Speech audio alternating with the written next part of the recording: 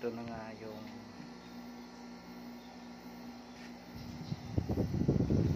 bali pinarewind ko pala yung fan motor nito, no? Kasi sira yung fan motor. Yun pala, meron pa rin pala siyang sira. Akala ko kasi okay na yung refrigerant nya, pero na find out ko nag-yellow pala siya at hindi natutunaw. Pwede kasing merong micro leak kasi matagal to hindi nagamit, almost 3 years. Yan, ngayon gagawin natin, re-repair natin to para bumalik sa dati.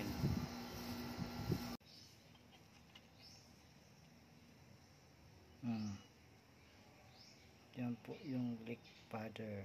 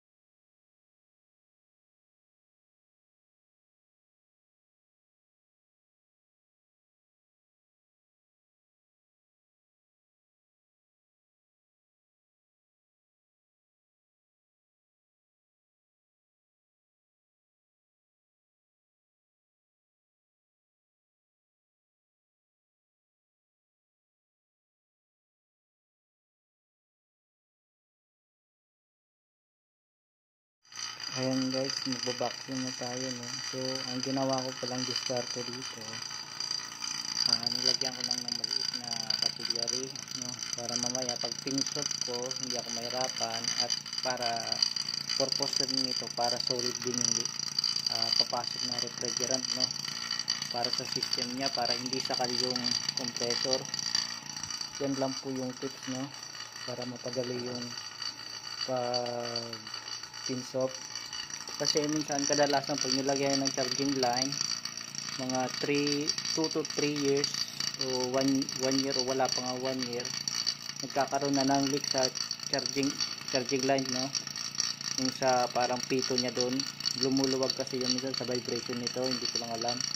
Pero usually ganun na nangyayari, kaya mas maganda na ipinsot na lang natin yung copper para mas seal talaga siya na walang tatagas na refrigerant. Yan, para iwas back job na rin, no? Ayan po yung ano niya, no, yung leak niya. Bali dalawa kasi nag-brittle na po yung tubo. Mas maganda sana nito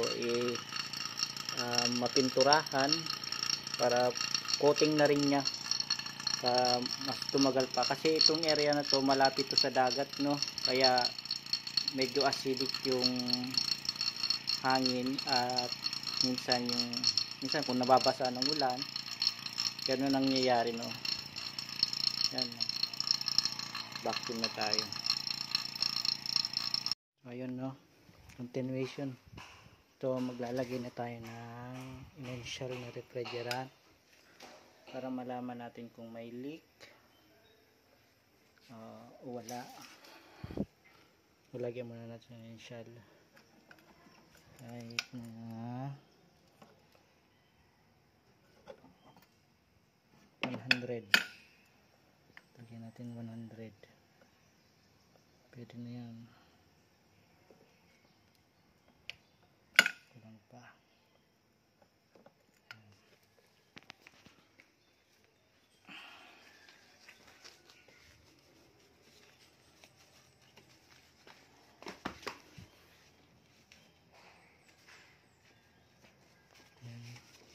Tingnan natin yung hinangan natin.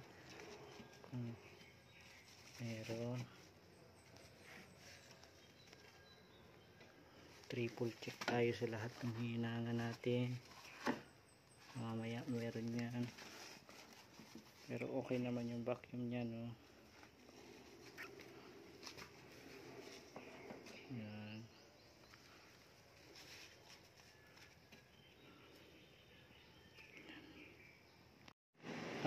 Tips lang pala sa pagkakarga ng refrigerant mo. Mas maganda magbase tayo sa amperahe ng compressor para malaman natin kung nag-overheat na siya, para matama natin yung karga niya dito sa gauge. Minsan kasi kung malapit na masira ang compressor, nagbabago kasi yung standing ng pressure. Kaya minsan sa amperahe ka na lang magbabase, no? Dito tayo magbe-base sa amperahe ng compressor kasi yun ang mas magandang way ng pagkarga ng refrigerant kung wala kang panimbang, ano? Dito tayo lagay na natin sa yan. Bali ito pala ampere niya nasa 4 ampere. Doon. Ngayon magcha-charging na tayo, no? Tingnan mo yung charging light ko. Ang liit. Yan. Yan po yung charging line ko. Yan, nasa 2.6 pa lang tayo. Mamaya pa yan.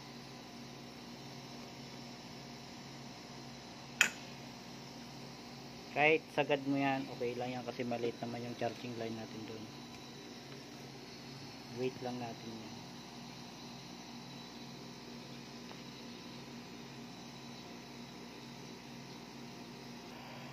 Ito nga pala yung indication na pumapasok na yung refrigerant.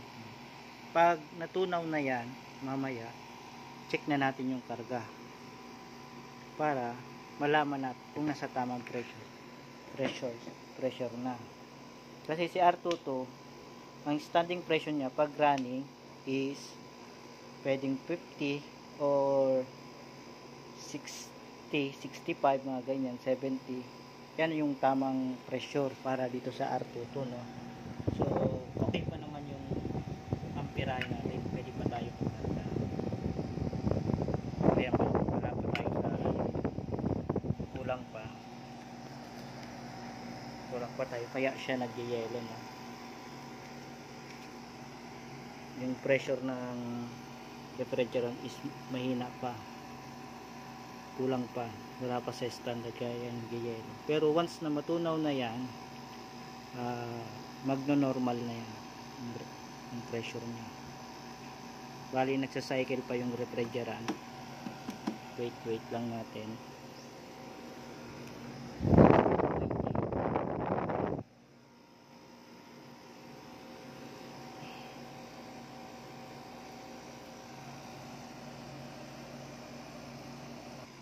Ito na yan, nagme-melt na siya, no? Natutunaw na.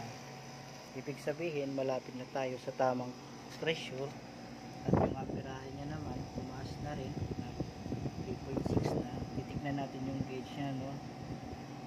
Ayan, nasa 40 na siya, malapit na siya mag 50, pero okay lang yan, magkakarga pa tayo kasi kulang pa yan.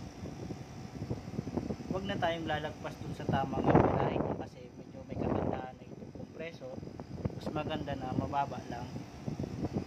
Kasi pag sinobrahan natin siya, pwedeng bumigay na yung compressor mo, mag-high ampere. Yun. Ayan, 50 na yan. Pwede na yan. Tingnan mo yung ampere niya, 3.8. Tapos, ayan, tunaw na. Diba? Ayan o, tunaw na yan o. Good na. Good na, ibig sabihin, good na yung standing pressure niya. Tsaka malamig na yan, marin yung buga niya. At, tama na rin yung buga ng init niya. So, equal na po siya. Yan, good na po yan. Sana may natutunan kayo.